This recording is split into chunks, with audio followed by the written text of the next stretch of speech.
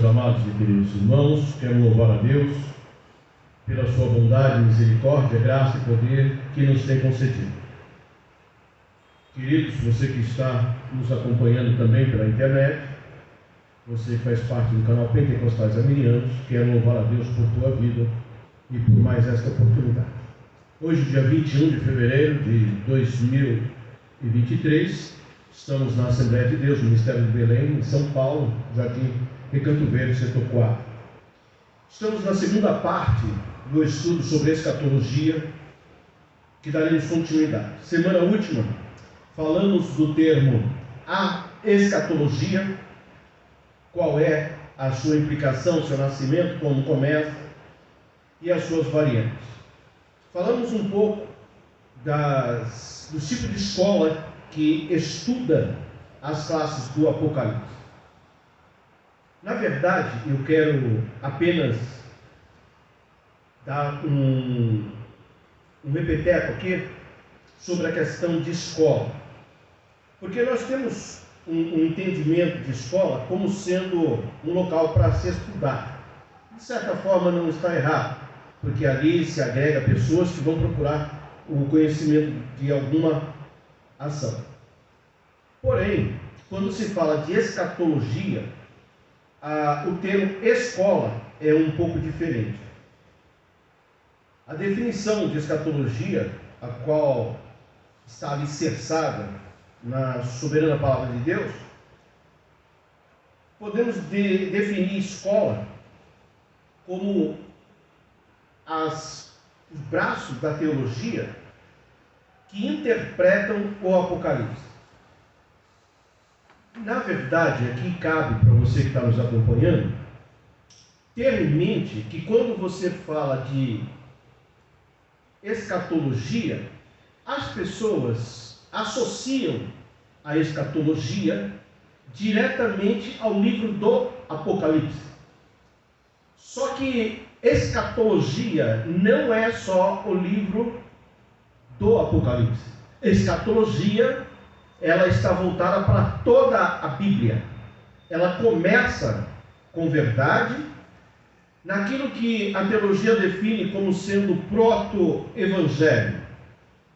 Um novo evangelho de boas novas, ou seja, as primeiras novidades, as primeiras coisas novas a ser oferecidas, a serem ofertadas para alguém.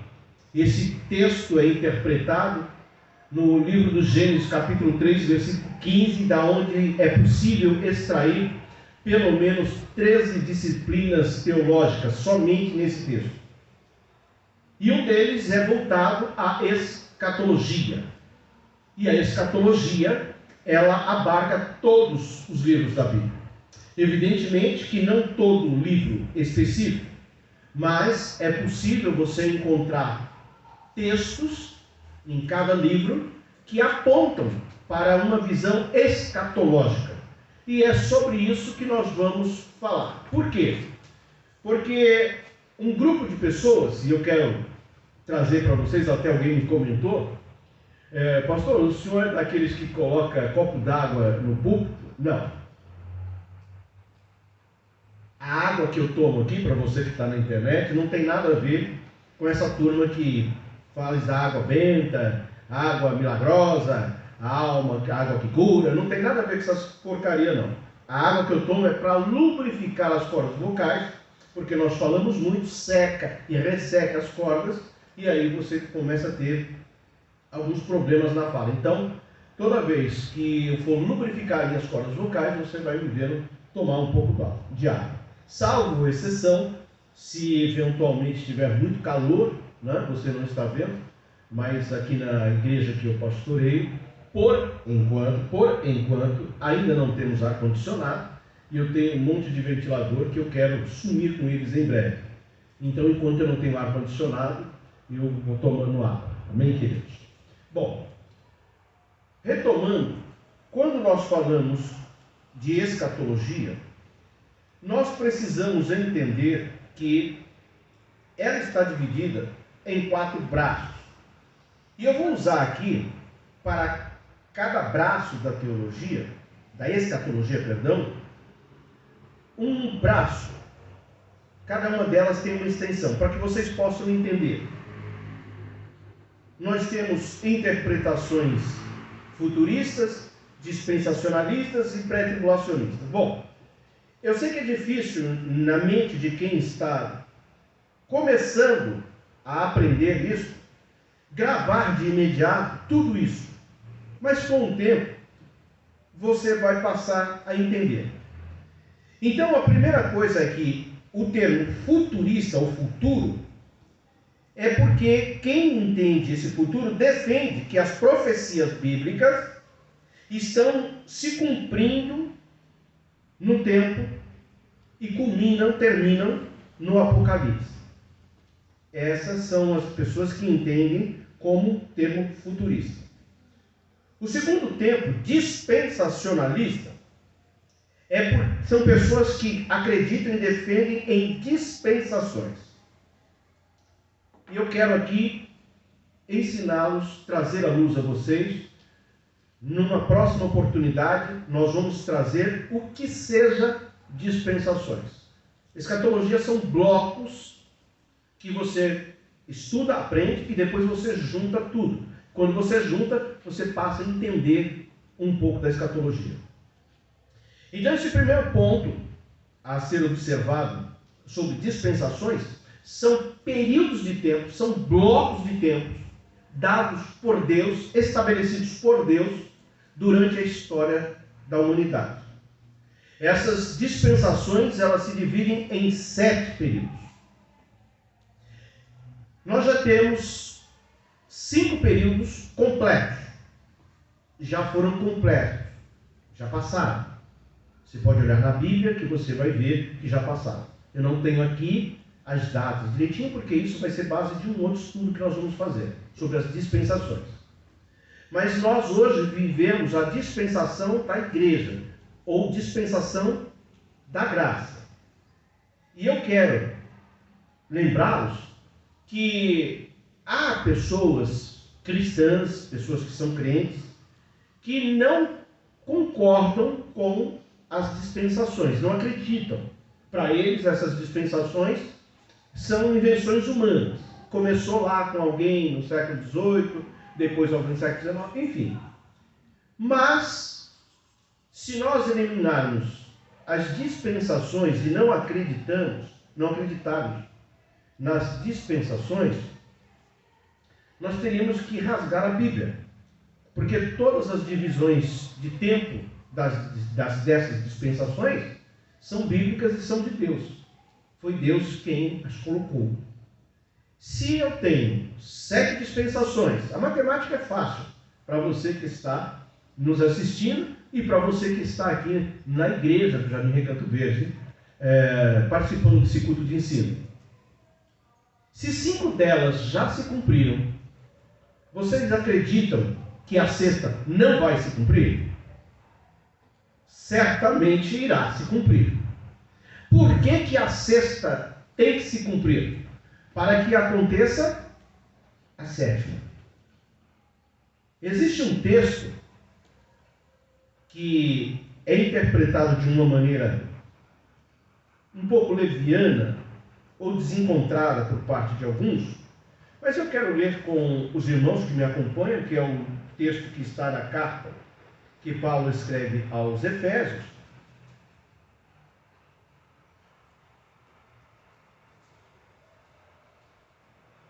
que encontra-se no capítulo de número 2, o versículo 8 e 9. Basicamente o versículo 8. Para que ganhemos tempo, eu vou ler para você que está em sua casa, mas você pode pegar esta Bíblia depois, em outras versões, e ver que não vai mudar. O texto nos diz assim, lá em Efésios 2 e 8. Porque pela graça sois salvos, por meio da fé. E isso não vem de vós, é dom de Deus. Versículo 9. Não vem das obras, para que ninguém se glorie. Bom, olhando para esse texto, que ele é um texto básico para entendermos a dispensação da graça, é fácil nós entendermos olhando de trás para frente. Primeiro, que não vem de obras para que ninguém se glorie. Olhando para o termo escatológico, ninguém pode criar nada, ninguém pode formatar nada, ninguém pode trabalhar em função de alguma coisa para gloriar-se a si o poder de entender qualquer que seja a ação da dispensação. Ninguém.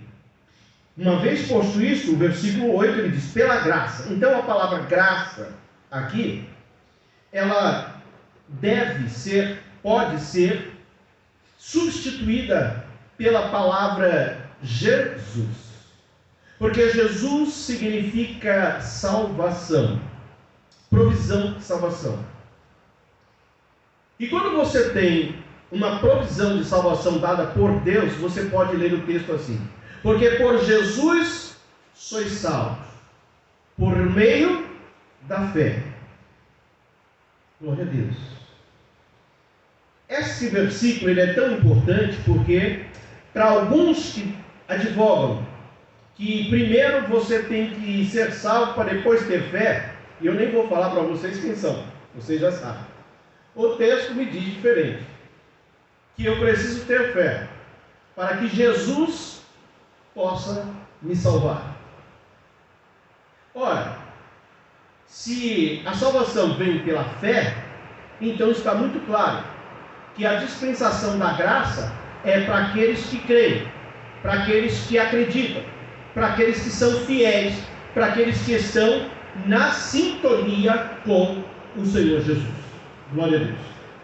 Nós pedimos, pela graça e bondade de Deus, que algumas pessoas, precisa fechar tudo, não, mas pelo menos os dois aí, por favor. Que essas pessoas entendam que o meio de graça trazido, ofertado por Deus, é para Jesus, nosso Salvador, operar em nós. Então a graça aqui, dentro desse período dispensacional, ele é para todos, não para alguns. A graça de Deus é para todos, inclusive para o ímpio, inclusive para esse que está aí fora. A graça também é disponibilizada a ele, mas ela só é efetiva quando você crê. Se você não crer, você não tem como essa graça ser efetiva em tua vida. Então a dispensação da igreja, ela está pautada na fé. Por isso que o texto aos Hebreus diz que sem fé é impossível agradar a Deus. Ou seja, sem fé não existe possibilidade de Deus operar a salvação efetiva na vida de ninguém. Por fim, eu tenho a expressão daqueles que são pré-tribulacionistas, porque acredito que a igreja não passa pela grande tribulação. Antes, tribulação, que é aquilo que a Bíblia nos diz existir.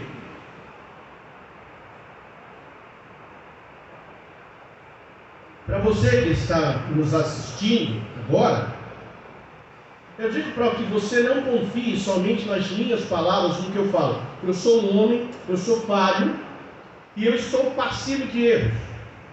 Mas eu quero que você adquira alguns livros, leia bem a tua Bíblia, peça auxílio do Espírito Santo, para que ele ilumine mais a tua mente e você entenda o que eu estou dizendo. Mas eu acredito aqui que é quase que impossível não ser pré-tribulacionista. E eu vou dizer por quê. Porque pré vem antes. A igreja é tratada, é nominada como sendo a noiva do Cordeiro. E o Cordeiro é ninguém mais, ninguém menos do que Jesus. Ora, eu te pergunto e pergunto a qualquer um que está nos ouvindo nesta oportunidade: você daria alguma coisa de ruim para tua filha? Você daria alguma coisa ruim, de péssima história para a tua noiva?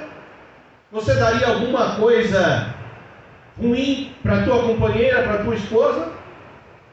Obviamente que não. Como Cristo, o Salvador, ele daria para sua noiva períodos de tribulação. É meio difícil de conseguir ser um pós-tribulacionista, ou seja, depois. Eu acredito que a tribulação vai acontecer, mas eu acredito que a igreja vai passar por ela. É um absurdo. Existem pessoas que acreditam, aqui que entra as escolas, que a igreja ela está passando agora por esse período de tribulação. Queridos, com todos os problemas, com todas as dificuldades que têm acontecido no mundo, inclusive neste ano de 2023, no mês de fevereiro, nós vemos acometida a Turquia sobre um terremoto avassalador, ao qual o mundo tem se unido em favor de ajudar pessoas ali. Mas Jesus disse que quando começassem os terremotos, os maremotos, os alavanches, quando começassem a haver contenda de filhos com pais com filhos, perseguições, ainda não seria fim, mas ele estaria próximo. Então é difícil para algumas pessoas conseguirem contradizer os pré-tribulacionistas. Você que é assembleiano, você que crê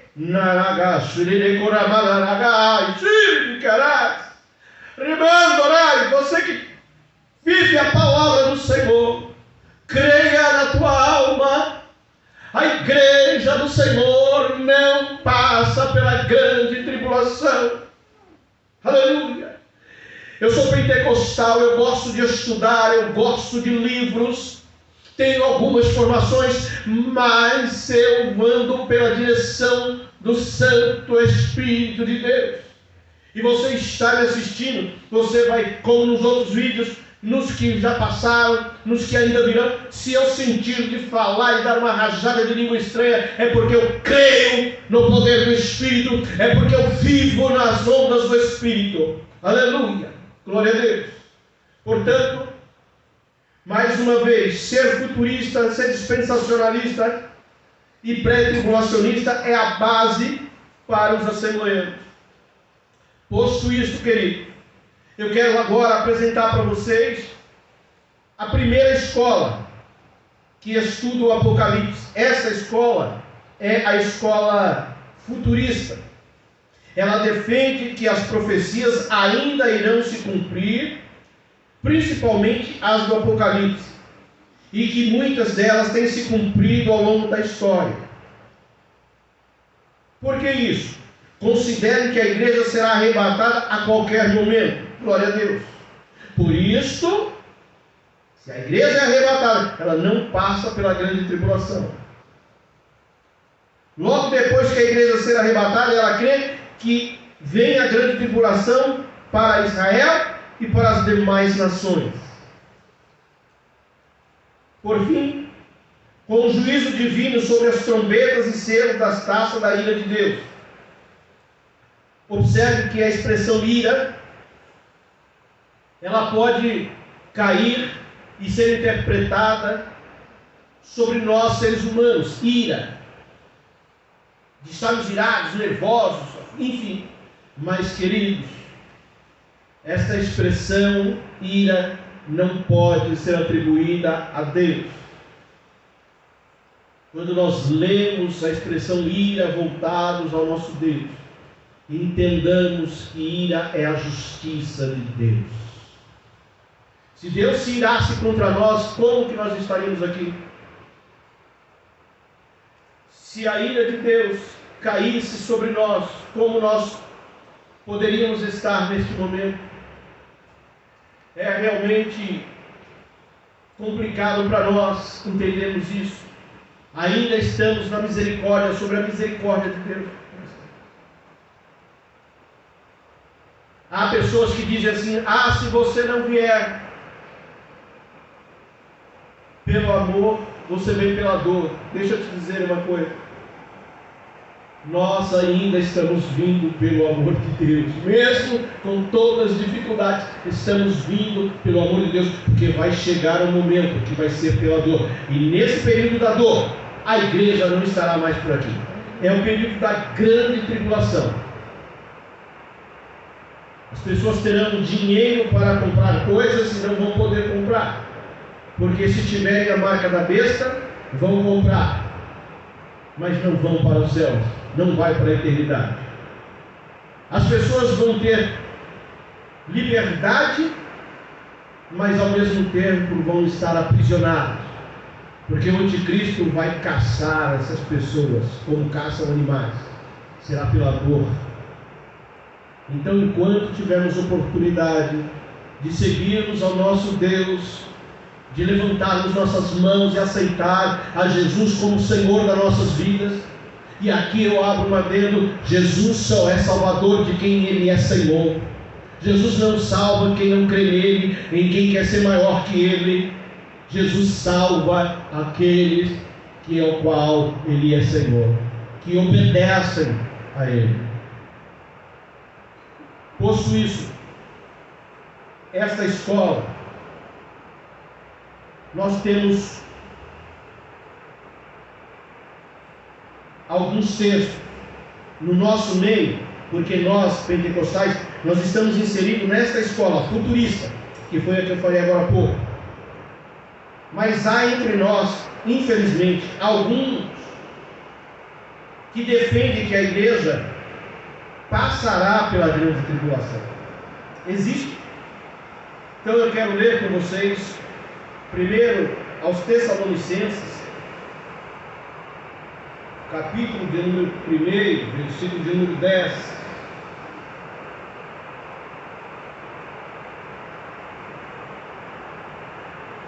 Esse texto, você que está em casa pode encontrar na tua Bíblia. Primeiro aos Tessalonicenses, na carta do apóstolo Paulo aos Tessalonicenses, capítulo 1, versículo de número 10, nos diz assim: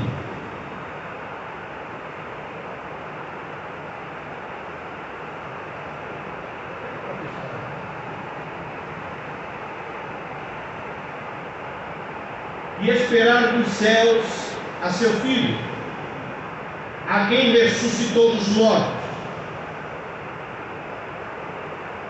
Glória a Deus.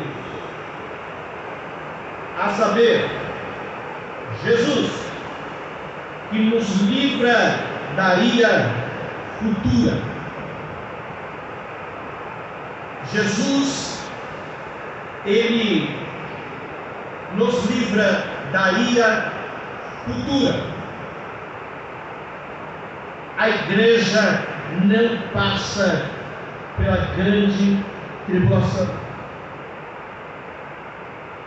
O texto aos Tessalonicenses também, capítulo 5, versículo 9, diz assim: porque Deus não nos destinou para a ira.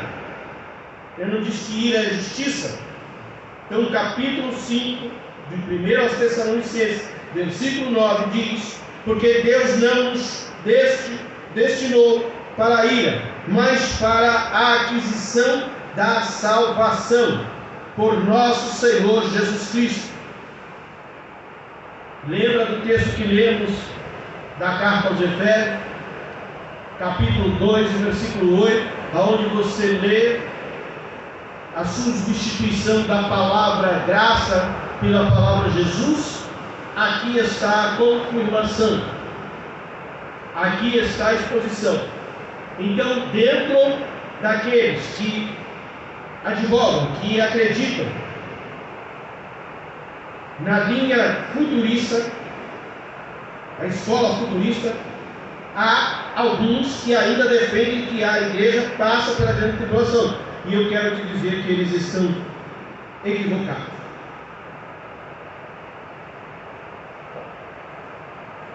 A segunda escola que defende o Apocalipse, a escatologia, perdão, é a escola historicista.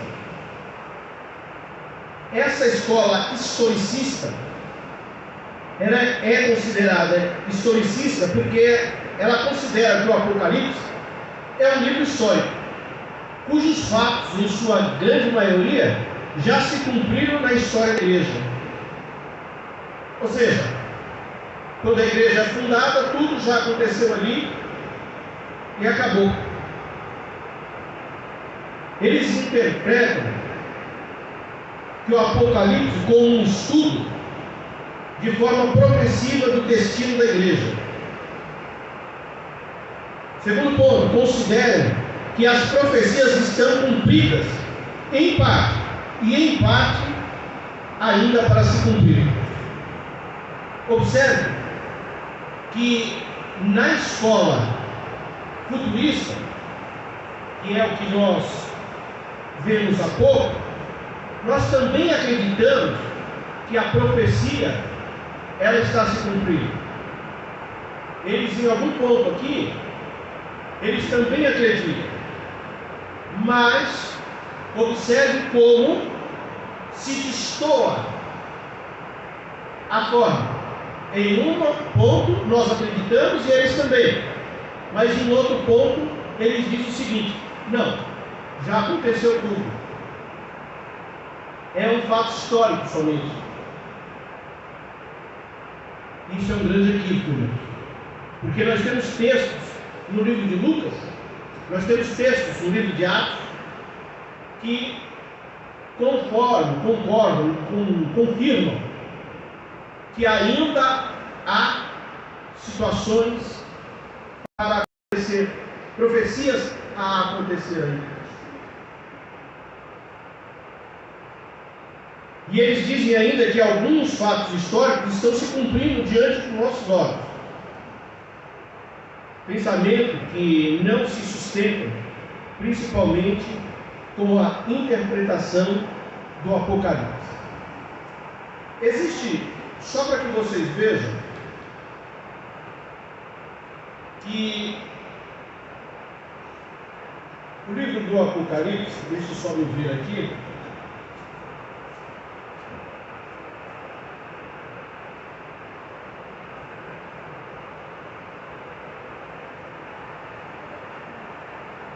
Olha só, Apocalipse, no capítulo de número 9, nos traz aqui uma visão que nós não vamos agora esmiuçar texto, mas é parte do que ainda vai acontecer e que, portanto, não pode ter passado já pela história. Diz assim Apocalipse 9, sobre a quinta trombeta: e o quinto anjo tomou a trombeta, e vi uma estrela que do céu caiu na terra, e foi-lhe dada a chave do poço do abismo, e abriu o poço do abismo, e subiu fumaça do poço, como a fumaça de uma grande fornalha, e com a fumaça do poço escureceu-se o sol e o ar. Da fumaça vieram gafanhotos sobre a terra, e foi-lhes dado poder, como o poder de quem tem os escorpiões da terra. E foi-lhes dito que não fizessem dano à erva da terra, nem a verdura alguma, nem a árvore alguma, mas somente aos homens que não têm na testa o sinal de Deus. Aqui está um texto que mostra que isso é algo que ainda irá acontecer. Irmãos, o texto está dizendo que vai subir gafanhotos da terra com a mesma força de escorpiões venenosos. Imagine você ver um gafanhoto, ele vindo para cima de você e você não ter como fugir. Esse é um período triste da história da humanidade. Me dói a alma ver algumas pessoas que brincam com o Evangelho, pessoas que não têm comprometimento com a santa palavra de Deus, pessoas que tratam o Evangelho como mais um texto que está dentro da Bíblia, e a hora que eu quiser eu abro, eu leio, e se eu também não quiser aprender, não tem problema, lá tem um pastor, lá tem um irmão que gosta de estudar e ele vai falar alguma coisa e eu vou aprender. Cuidado. Cuidado. Essa escola que defende esse tipo de ação que a igreja, as ações estão passando pela história da igreja, está completamente equivocada. Existe ainda uma terceira escola, que é a escola preterista. A escola preterista, ela compreende o Apocalipse como tendo todas as profecias cumpridas durante o período do primeiro século, sob o domínio do Império Romano, incluindo a destruição de Jerusalém logo após o livro de Apocalipse ter sido escrito por João. Vamos entender isso aqui. A escola preterista, ela está baseada no seguinte: ela defende que o pensamento escatológico manipula as datas da história. Eles, para defenderem esse ponto de vista, eles manipulam algumas datas ao longo da história. O segundo ponto é que fatos passados não são considerados profecias, são apenas história. O problema deles é que o próprio livro do Apocalipse, existe outro, mas o próprio livro do Apocalipse diz que o livro é uma profecia. Então você veja que a Bíblia confirma o que ela mesma diz. Vamos entender um pouco isso.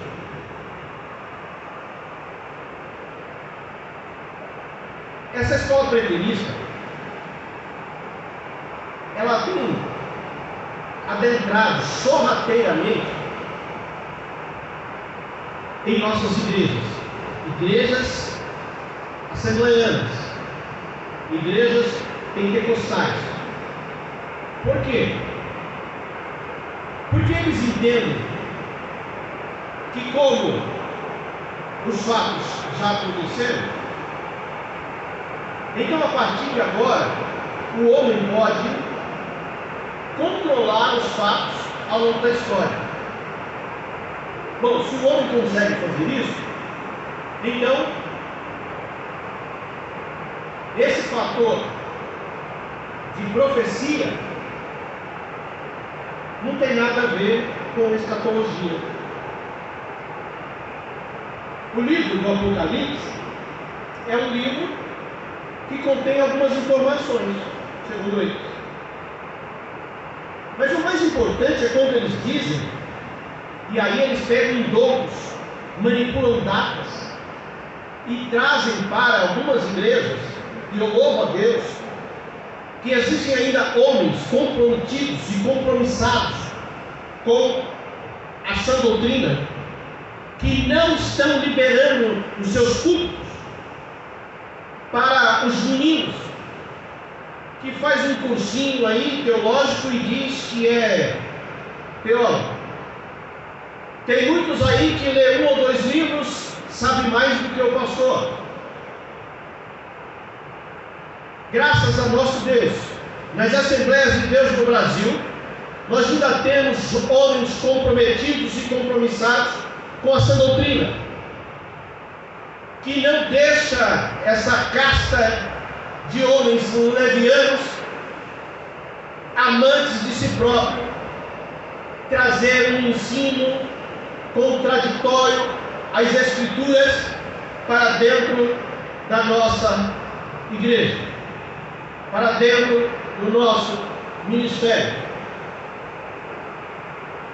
A Bíblia, ela diz que as profecias ainda estão se cumprindo. Algumas já se cumpriram e outras ainda ocorrerão. E quando eles dizem que as profecias já passaram, nós vamos ver o que a Bíblia Sagrada nos diz a esse respeito. Primeiro, O próprio livro do Apocalipse, capítulo 1, versículo 3. Quero que você leia comigo. Diz assim: bem-aventurado aquele que lê. Primeira coisa, você precisa ler. E os que ouvem as palavras. Ler e ouvir as palavras do Espírito Santo. Desta profecia. Oh, aleluia! Aqui está a palavra de Deus como profecia. E diz: e guardam as coisas que nelas estão escritas, porque o tempo está próximo. Ou seja, a própria Bíblia é uma profecia. Mas não obstante, o capítulo 1 e o versículo 3, no capítulo 22, no último capítulo do Apocalipse, nós vamos ler o versículo 7, 10, 18 e 19. Apocalipse capítulo 22, versículos 7, 10, 18 e 19. Diz assim, versículo 7: eis que presto vem, bem-aventurado aquele que guarda a palavra da profecia deste livro. Guarda. Você é feliz se você guardar. Não pense que ela já passou. Está aqui. Versículo 10. Disse: não celes as palavras da profecia deste livro, porque próximo está o tempo. Ou seja, em Daniel, Deus manda selar. Em Apocalipse, João, ele manda abrir. E aqui ele diz: não cele, fale, diga. A quem doer, pregue. Fale do Apocalipse. Fale. Hoje só estão vendendo o evangelho de prosperidade. Só estão ensinando um evangelho de endorsement, de alegria, de felicidade, de tranquilidade. Não se prega mais sobre pecado. Não se fala mais sobre doutrina de pecado. Não se fala mais contra a doutrina da prosperidade. Bem é verdade que a Bíblia fala mais de prosperidade do que de salvação. Mas, queridos, prosperidade para Deus está inserido na salvação. Em muitas passagens, prosperidade está aludindo aquilo que o ser humano terá na eternidade e não nesta terra. Ainda no capítulo 22, versículos 18 e 19: porque eu testifico a todo aquele que ouvir as palavras da profecia deste livro, que se alguém nos acrescentar alguma coisa, Deus fará vir sobre ele as pragas que estão escritas neste livro. É a justiça. 19: e se alguém tirar quaisquer palavras do livro desta profecia, Deus tirará sua parte da árvore da vida e da cidade santa, que estão escritas neste livro. Aleluia! Profecia é válido. A escola preterista, ela tem um outro viés, que é sorrateiramente entrar dentro da igreja e entrar na mente da nossa juventude para trabalhar um evangelho de tranquilidade, um evangelho de todo o amor de Deus. Deus te ama como você é.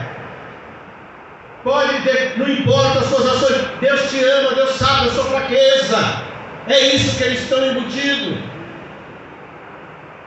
Deixa eu te falar, se é coisa do capeta.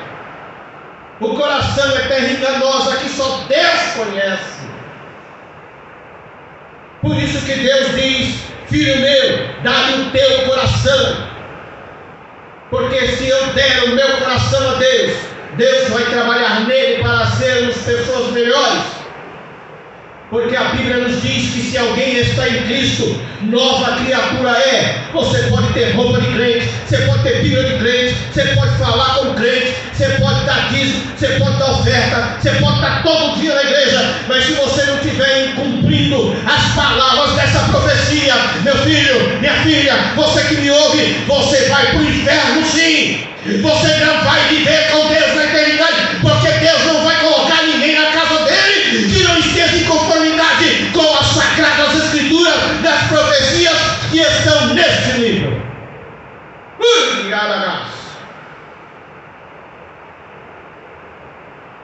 Eu quero falar agora.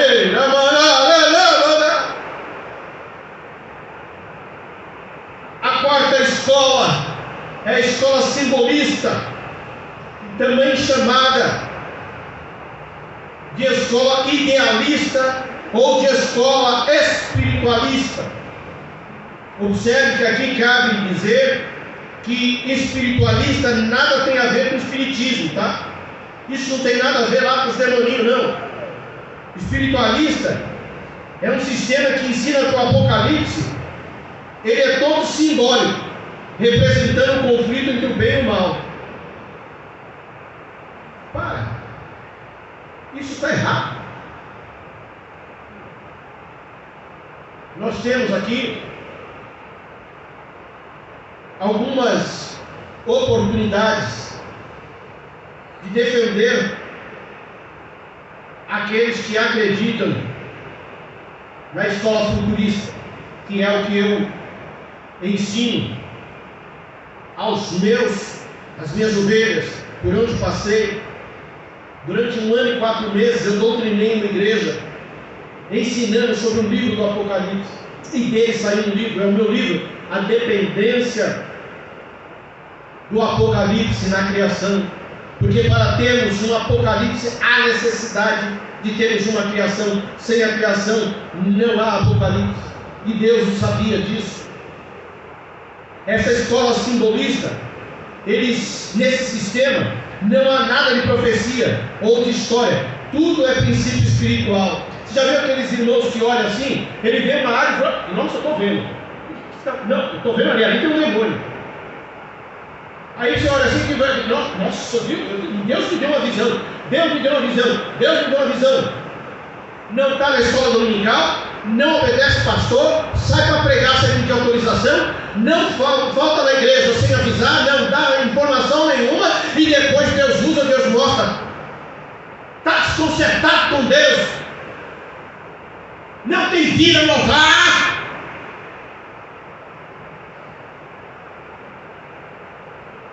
Eu trago para você aqui mais alguma.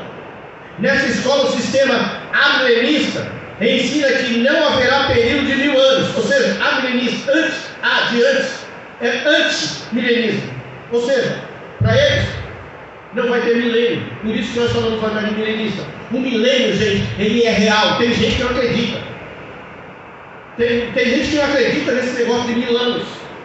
Tem igreja por aí, bom, não sei se posso chamar de igreja, mas seja como for, tem igreja por aí que é fã do amilenismo, ou seja, lá na tua igreja ensina que vai ter milênio.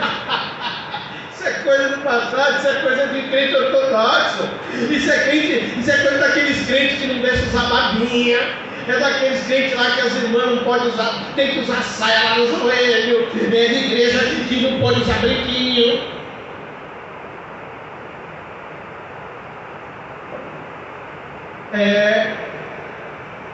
O caldo na Assembleia de Deus é mocotó grosso. Eu não estou levando ninguém para parque de diversão. Eu não estou aqui propósito de levar ninguém para ir tomar banho de piscina. Batismo é coisa séria. Vida com Deus é coisa séria. Temor e tremor de Deus é coisa séria.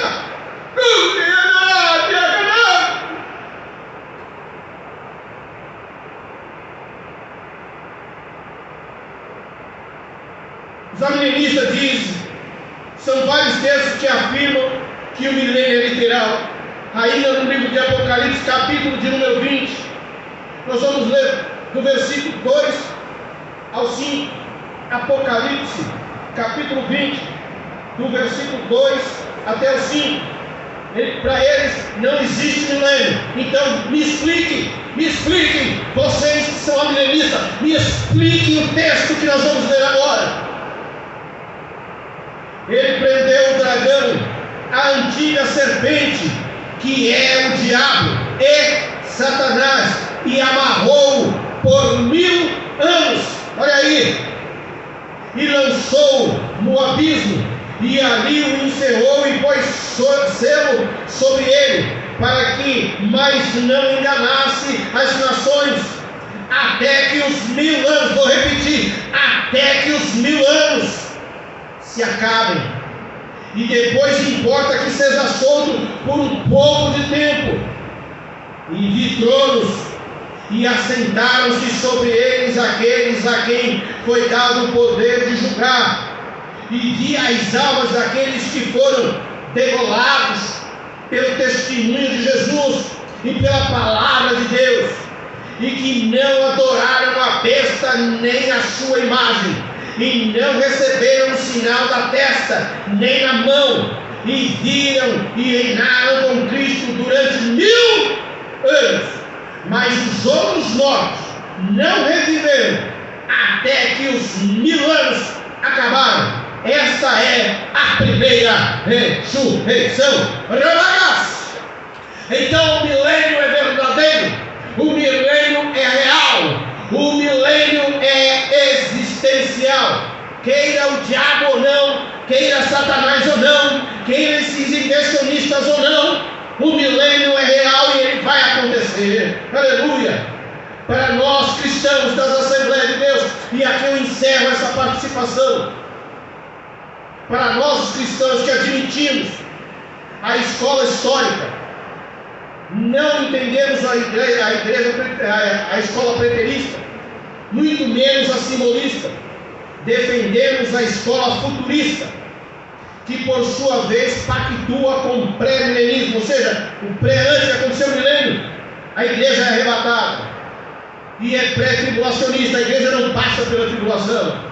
Estas linhas estão alinhadas com a Bíblia e afirmam e confirmam o que nós ensinamos. A revelação profética, ela é gradual. Acreditamos e defendemos que os eventos escatológicos se darão com o arrebatamento da igreja e culminará com novos céus e nova terra, como diz Apocalipse capítulo 21, versículo 1, que diz assim: e vi, ou seja, meu irmão, aquele que estiver com Deus, aquele que estiver em Cristo, aquele que obedecer às palavras dessa profecia, aquele que tiver vida com Deus, ele vai ver, assim como João viu, e viu um novo céu e uma nova terra, porque já o primeiro céu e a primeira terra passaram, e o mar já não existe. Glória a Deus, aleluia, glorificado seja o nome do Senhor, glorificado seja o nome do Senhor. Eu agradeço a Deus por você que está acompanhando esse estudo. Próxima semana nós vamos trazer uma sequência sobre essas escolas, vamos trazer algumas curiosidades e contrapontos sobre a escatologia. Que Deus abençoe, fique com Deus e até a próxima. Se você tem gostado desse ensino, compartilhe, participe conosco, acompanhe, porque toda honra, toda glória e todo louvor seja dado ao nosso Deus. Senhor, eu oro para que o meu irmão, onde ele estiver, a minha irmã, onde estiver, possa ser tocado e impactado, salvo pelo poder da tua palavra, em nome de Jesus. Deus abençoe, fique com Deus, até a próxima.